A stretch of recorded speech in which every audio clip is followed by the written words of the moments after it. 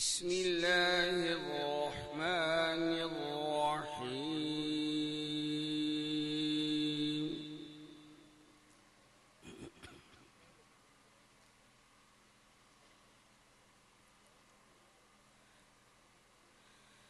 يا أيها الذين آمنوا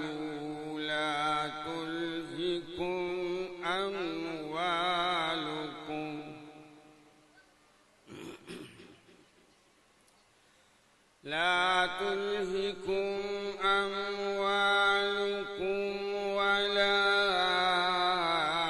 أولادكم عن ذكر الله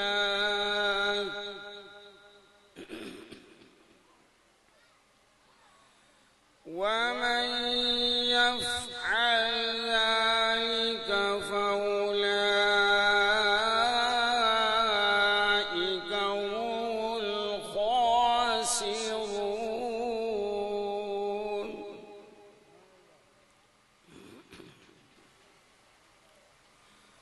وأنفقوا مما رزقناكم من قبل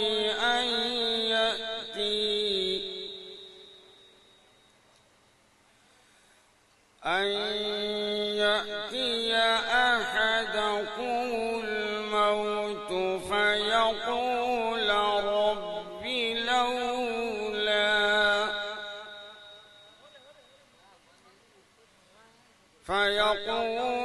رب لولا أخرتني إلى أجل قريب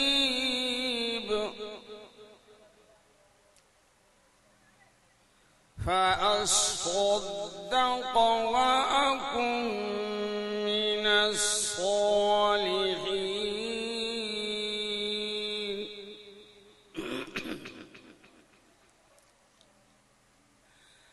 ولن يؤخر الله نفسا إذا جاء أجلها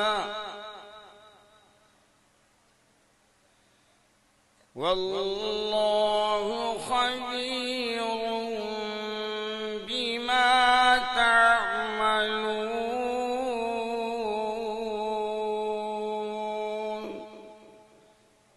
آمنت بالله صدق الله